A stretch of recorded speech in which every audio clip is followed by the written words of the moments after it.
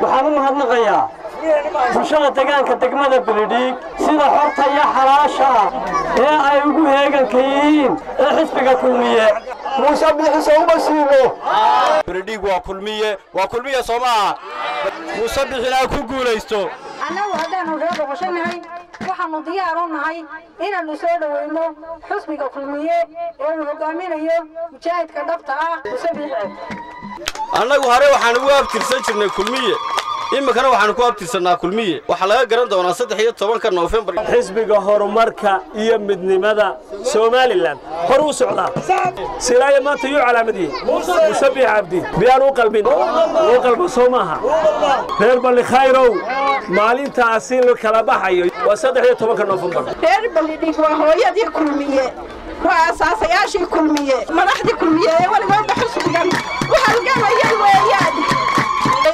maayo in fartiina iyo codkiina ay meel kala marisaan mid ku kalsoonahay musharaxa mudane Muuse Biixi Cabdi iyo ku xigeenkiisa Cabdiraxmaan Saylici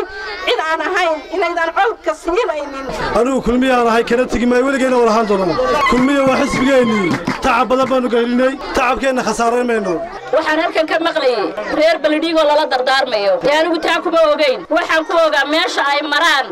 inaan cid ka daba marin dadka Beledhig wadagooda muuqateenta taageeraysan Muuse laakiin sida aad u xijiya Muuse Biixi oo odaya Muuse Biixi Cabdi taariikh beddelkan ku leeyahay mid halgan buu ku leeyahay waxa way taariikhda uu soo maray ayaynu ku dooranayna waxaan ku baraarujinayaa reer Balli Khayr